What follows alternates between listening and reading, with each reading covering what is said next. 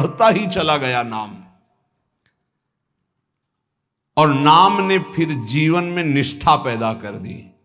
ये निष्ठा का मतलब होता प्राण निकल जाए तो ही नाम स्फुरण बंद हो, अन्यथा नाम स्फुरण बंद नहीं हो सकता। चाहे काटना शुरू कर दो, वो नाम स्फुरण, इसे निष्ठा कहते हैं। श्री हरिदास जी का जन्म बंगाल यशोहर जिले के अंतर्गत बुड़न नाम के ग्राम में हुआ था। ये जाति के यवन थे, मुसलमान थे। बाल्याकाल में बड़ी विचित्र लीला हुई। इनके माता पिता पधार गए। जब माता पिता जिस बालक के नहीं होते तो कोई उसे प्यार कौन करे। और जैसे गोस्वामी जी, तुलसीदास जी की बाल्यावस्था, जिसके द्वार पर खड़े होते तो दबका के भगा देते, बालक हरिदास। इनको नाम सुनाई दिया, संतों का संग मिला। जिसका कोई नहीं होता, ये खास बात होती कि उसको भगवान महापुरुषों से जोड़ देते हैं। अब इनको जब नाम सुनने को मिला, कोई पूर्व जन्म का ऐसा पुण्य होगा, भगवान की ऐसी कृपा होगी, या भगवान ऐसा स्थिति देखकर दयालुता से, यद्यपि भगवान नाम जपने का कहीं किंचन मात्र कोई संस्कार ही नहीं था, ऐसे कुल में प्रकट हुए थे, यवन कुल में। पर यस्याहम अनुग्रहणामि हरिष्ये तद्धनम सनई, भगवान ने एक वचन कहा युधिष्ठिर जी से, जिस पर मैं विशेष कृपा करता हूं उसका जहां जहां अपनापन होता सब खींच लेता हूं। जन्म से माता पिता गए, बचपन से कोई प्यार करने वाला नहीं, खाने पीने तक की व्यवस्था नहीं, तो संत जन मिल गए वहां उनको। वो नाम कीर्तन करके आनंदित हो रहे थे, तो इनको भी एक नशा चढ़ा नाम का। धीरे धीरे उनके हृदय में नाम बढ़ने लगा। बड़ी कृपा जो इनका नाम जप में प्रीति हो गई। अब इनके पास अपना कहलाने वाला ना कोई व्यक्ति था, और ना अपनी कहलाने वाली कोई जमीन या वस्तु थी। थोड़ा बड़े हुए तो घरों के सामने ऐसे मांग लेते, भूख लगी कुछ दे दो, तो कोई रोटी दो रोटी दे देता, बस पा लेते। गांव के बाहर वृक्ष के नीचे बैठकर बस कृष्ण कृष्ण की रट लगा देते। 24 घंटे में एक बार मांग लेते, जो मिल जाता खा लेते, खूब नाम जप करते। अब ये घर छोड़कर बेनापुल नाम के घोर निर्जन वन में एक फूस की कुटी बनाकर अकेले रहते। अखंड ब्रह्मचारी, भिक्षावृत्ति, और बस नाम का निरंतर गान जप, ऐसे जोर जोर से नाम का कीर्तन करते हुए जब ऐसा तेज प्रकट हुआ कि जो देखे इनको लुभायमान हो जाए। ब्रह्मचर्य में बड़ा तेज होता है। अगर शरीर रोग ग्रसित ना हो और संयम से चल रहा है, तो लाखों करोड़ों के बीच में उसका अलग चेहरा दिखाई देगा कि ये अलग है। ब्रह्मचारी का पहचान होती, वो चिकनाहट से नहीं होती पहचान। चिकनाहट तो अभक्ष पदार्थ खाने वालों के भी चेहरे में होती है।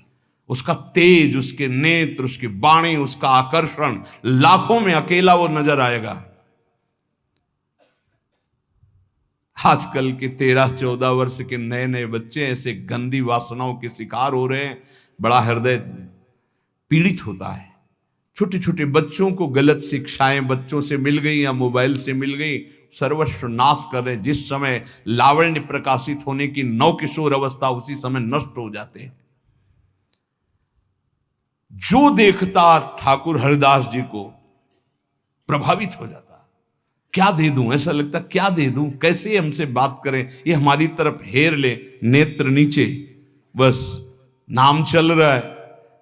जब भिक्षा के लिए जाते तो प्रभावित होकर लोग, एक समय था कि दबका देते, एक समय था मांगने से एक आध रोटी, लोग हाथ जोड़े खड़े रहते, हमसे ले, हमारे पास बैठ के पालो। पर इनका भगवान नाम चल रहा है, ना बोलना किसी से, ना नाम का तार टूटना, बस धीरे धीरे निरंतर नाम उच्चारण करते रहना। भगवान नाम का इतना प्रभाव पड़ा कि जहां वो बैठ जाते वो स्थान पवित्र हो जाता, वहां लोगों को शांति मिलने लगती। ये प्रभाव होता है। इनका यश फैलने लगा दूर दूर तक। अब लोग इनके दर्शन करने के लिए आने लगे। तो जब लाखों की श्रद्धा होती तो 10-5 ऐसे दुष्ट स्वभाव के होते हैं कि उनको ईर्ष्या होती, जलन होती है, अपने आप होती। महापुरुषों से उनको जलन होती है। भगवान की लीला होती है। क्या लीला होती है? डंडे में ही झंडा फहराया जाता है। तो ये जो दुष्ट लोग ईर्ष्या करके भक्त को सताते हैं, ये डंडे का काम करते हैं, उनका यश फहराते हैं। जो दुष्ट और ईर्ष्यालु लोग हैं उनको असह्य हो गया यश। लाखों लोग जब हरिदास जी के दर्शन के लिए हो, तो उसमें से ऐसे भी लोग थे जिनके भारी ईर्ष्या पैदा हुई, कैसे इनको नष्ट किया जाए। ये ऐसे होते हैं ईर्ष्या। पूज्य उड़िया बाबा का जब वृंदावन में यश प्रकट हुआ तो कुछ लोगों ने चंदा इकट्ठा करके बाबा की बीच सत्संग में नाक काटने के लिए आदमी तय किया। वो आदमी चाकू छुपा के गया प्रणाम करने की मुद्रा, और ऐसे जीव तो वहां उनके पार्षद जो मोरछली डरा रहे थे बहुत सावधान, तत्काल पकड़ते पकड़ते चावल भर नाक में चाकू चली गई। बाबा उनको तत्काल एकांत लय गुफा में ले गए और कहा, भैया हमने कभी कोई कटु वचन आपको कहा क्या? तो रो पड़ा। बोले, बाबा पैसे में, गरीब आदमी हूं मैं, पैसे में बिक गया। मुझे अमुक अमुक ने इतने रुपए दिए हैं और कहा इसके बाद इतने रुपए और देंगे। मैं हाथरस का हूं, मैं गरीब आदमी हूं, केवल पैसे के लिए काम। मैं आपको नहीं जानता था पर हमसे कहा गया कि जाइए और ऐसा कर। बाबा मुझसे बहुत गलती। बाबा ने कहा कोई बात नहीं है, कुछ पैसे अपनी तरफ से दिलाए और कहा हाथरस की गाड़ी में बैठाल के आओ। अपने जनों से कहा कसम हमारी है अगर इसको एक शब्द भी कहो, तो सम्मान पूर्वक उसे हाथरस सुरक्षित भिजवा दिया। अकारण द्वेष मानने वाले पैदा हो जाते हैं जब किसी का यश होता है। कैसे इनका यश नष्ट हो? ये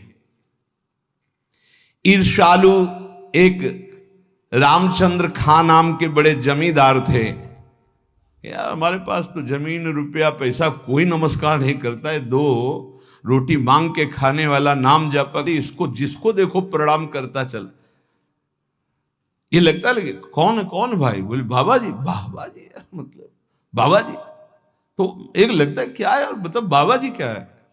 उसको लगा मैं जमींदार हूं, रुपया है, पैसा है, हमें तो कोई नमस्कार नहीं करता है, इसको जो देखो नमस्कार कर रहा है।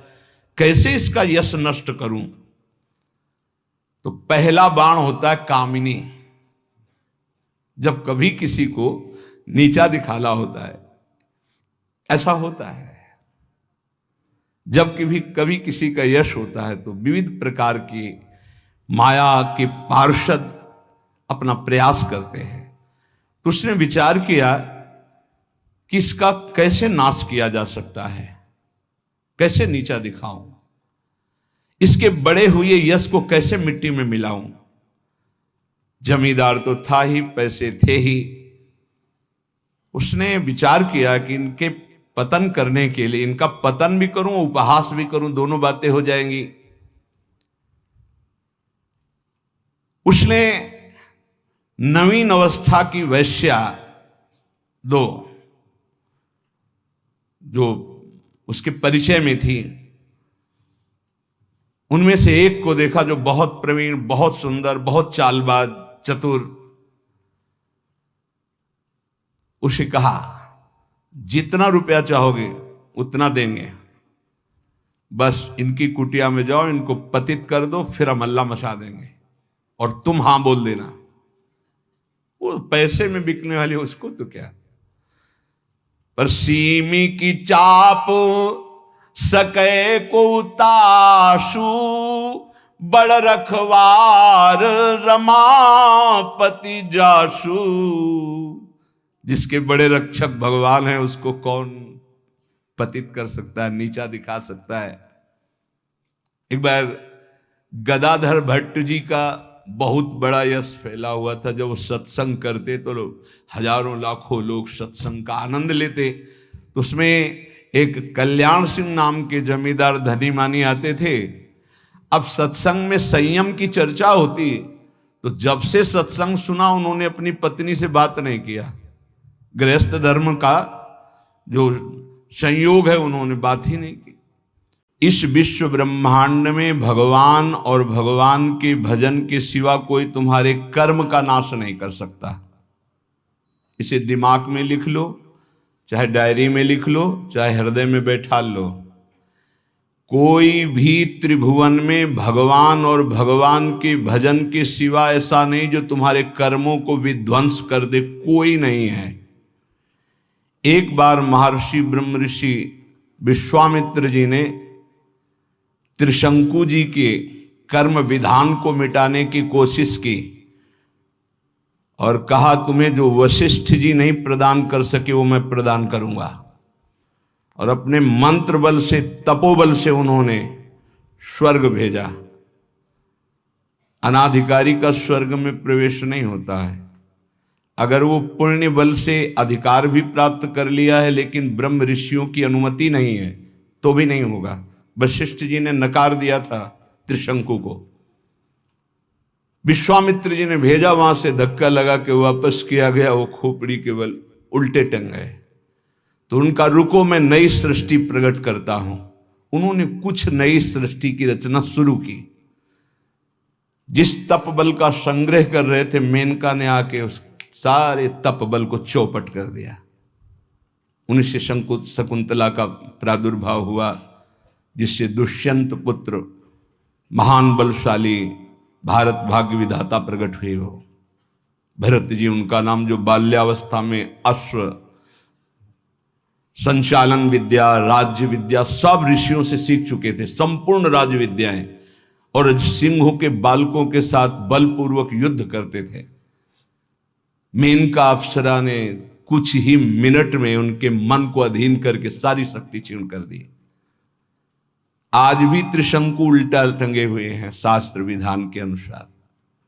कोई किसी के कर्म को मिटा नहीं सकता, केवल भगवान और भगवान का नाम जप भजन ये बैठा लो।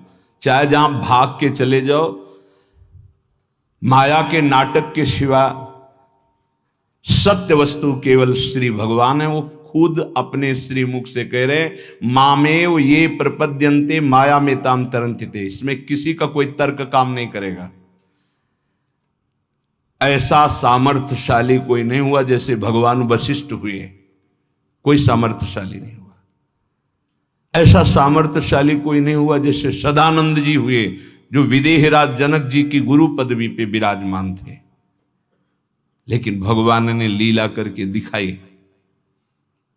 दशरथ जी का मरण, भगवान का वनवास जाना, सिया जी का हरण, क्या इन महापुरुषों की कुंडली विचारने में कोई कमी रह गई थी? क्या ये सामर्थ्य में किसी भी तरह कम है? क्या ये रचना को बदल नहीं सकते हैं? तो हमारी रचना को कौन बदल देगा जो हमारे भाग्य में लिखा हुआ है? इस शरीर के बनते समय जो भाग्य में लिख गया, जिस अवस्था में जो कष्ट भोगना है वो पक्का है। अगर कोई कम कर सकता और मिटा सकता है तो एकमात्र भगवान नाम और भगवान की शरण, ये आप बिल्कुल स्वीकार कर लीजिए। भटकने की कहीं जरूरत नहीं। किसी भी जंत्र मंत्र तंत्र की ऐसी सामर्थ्य नहीं कि भावी को बदल सके, प्रारब्ध को बदल सके। हां, हरि हैं ऐसे, तुरत विभीषण पाछे मेला, सन्मुख राम सहयो सोई सेला। भगवान सामने आकर करो सदा तिनके रखवारी, जिमि बालक राखे महतारी। इस पे हमारा कोई तर्क नहीं है। वो कर तुम अकर तुम अन्यथा कर तुम है, वो सब कुछ बदल सकते हैं। बस एकमात्र भगवान और उनका भजन। स्वकर्म स्रोतो भी, हरिवंश महाप्रभु कह रहे हैं, हित सजनी स्वरूपा है। यत्र यत्र मम जन्म कर्म भीर, मेरे कर्म के अनुसार जहां जहां मेरा जन्म हो, चाहे वो नरक भेजो चाहे परम पद भेजो, मुझे इसकी प्रार्थना आपसे नहीं है। यत्र यत्र मम जन्म कर्म भी नारके परमे पदे थवा। बस इतनी प्रार्थना है लाडली जू कि जहां जहां मेरा जन्म हो कर्म के अनुसार, या जहां जहां आप मुझे भेजें तो आप हमारे हृदय में अपनी परिकर सहित रहें। ललिता विशाखादि सहचरियों के साथ प्रिया प्रीतम गलवैया दिए मेरे हृदय रूपी निकुंज में है, जहां चाहो वहां भेज दो। श्रीपाद प्रबोधानंद जी यहां कह रहे बहुत स्वीकार करने योग्य है, मंगल हो जाएगा। स्वकर्म स्रोतो भी, हम आपसे प्रार्थना नहीं करते कि हमारे कर्मों के परिणाम का नाश कर दो, मत करो। सतत मभिस तश्चालित ममुम, मेरा कर्म मुझे प्रेरित करके जहां रख रहा है, कर्म के अनुसार ही वास मिलता है, कर्म के अनुसार ही आहार विहार, कर्म के अनुसार ही उसको दुख सुख का भोग, बड़ा कर्मों का जाल है। जहां जहां मुझे कर्म के अनुसार जन्म मिले, जहां जहां कर्म के अनुसार रहना पड़े, प्रभु प्रभो जीवम यत्र क्वचिदपि नयात्यंत विवशम, ये जीव कर्म के फंदे में फंसकर विवश हो गया है, उसको भोगना पड़ेगा। अवश्य में भोक्तव्यम कृतम कर्म शुभाशुभम, भाग लो इस जाल से, बच जाओगे। हरि शरणम, भगवान की शरण में हो जाओ तो बचा लेंगे। इस जन्म में जो दुख सुख आवे भोग लो, आगे बिल्कुल निर्विकार परम पदवी के अधिकारी बन जाओगे। ये क्यों में करके वर्तमान के दुख को मिटाने के लिए आप इधर उधर भटकने की कोशिश मत करें। जहां हो वहीं नाम जप करो, फिर आप चमत्कार देखो। भले थोड़ा दुख आवे सह लो, आगे तुम्हारा बड़ा मंगल हो जाएगा। प्रभो जीवम यत्र क्वचिदपि नयात्यंत विवशम, अत्यंत विवश हो गया है जीव। जब चाहता है काम क्रोध लोभ मोह मत, जब जो चाहते हैं उसको ऐसे परास्त कर रहे हैं। नाथ परंत्वेतान वन में भवत भव दुखार्दित हृदो प्याविश्रांतम वृंदावन पद परि वास्तु रसना। क्या मेरी एक प्रार्थना सुनी जाएगी? ध्यान देना, ये बात ध्यान देने की है। जहां मैं रहूं, भारी दुख पड़े, मैं आपसे प्रार्थना नहीं करता कि मिटा देना, कर्म के अनुसार मुझे भोगने दो, पर एक कृपा कर दो। मेरी जिह्वा निरंतर वृंदावन में जिनका यश गूंज रहा है, वो राधा राधा राधा वृंदावन वृंदावन वृंदावन ऐसा पुकारती रहे। ए भाई, बड़ी सार की बात है। इसमें क्या है? राधा राधा राधा आप उच्चारण करोगे, फिर आपको कोई दुख परास्त कर सके असंभव। ध्यान रखना, कोई दुख ना आवे, हम ये बात नहीं कह रहे। बिल्कुल नाटकबाजी की, मन की नाटकबाजी, संसार की नाटकबाजी, इसमें मत फंसिए। पक्का अवश्य में वो भोक्तव्यम कृतम कर्म शुभाशुभम, बड़े बड़े सिद्धों को भोगना पड़ा है। आप तो साधारण कर्म करने वाले, जिन्होंने असाधारण तप किया, असाधारण जो आप सोच नहीं सकते, उनको भी शारीरिक दंड भोगने पड़े, जो इसमें निश्चय कर दिए गए हैं। नाम यदि चल रहा है तो दुख का अनुभव नहीं होगा, ये बात ध्यान रखना। दुख की व्यथा नहीं होगी, असाध्य रोग, भारी कष्ट, भारी विपत्ति, लेकिन आपके आनंद में फर्क नहीं पड़ेगा यदि आपकी जिह्वा में राधा राधा। आगे परिणाम दुख की निशानी नहीं रहेगी, दुख का नाम नहीं रहेगा, ये बात विश्वास कर लीजिए। इसीलिए बहुत सुलझा हुआ ये सिद्धांत श्रीपाद कह रहे, प्रभु स्वकर्म स्रोतो भी सततमभि तश्चालित ममुम, प्रभो जीवम यत्र क्वचिदपि नयात्यंत विवशम, परं त्वेतावन में भवतु भव दुखार्दित हृदय।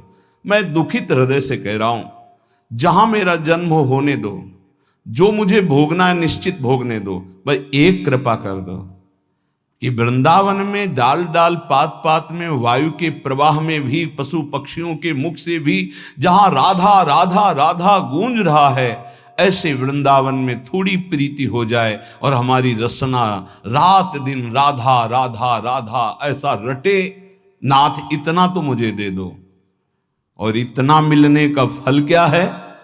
बोले कदावा कश्यापि स्फुट नव कदम्बस्य विटपे, स्फुरद गोपी भर्तु किमपि कलये स्मरवदनम, कदा श्री राधाया कुसुम चय लोलंच ललितम करम वीक्षे वृंदावन भुवि लतौघे क्वचिदपि।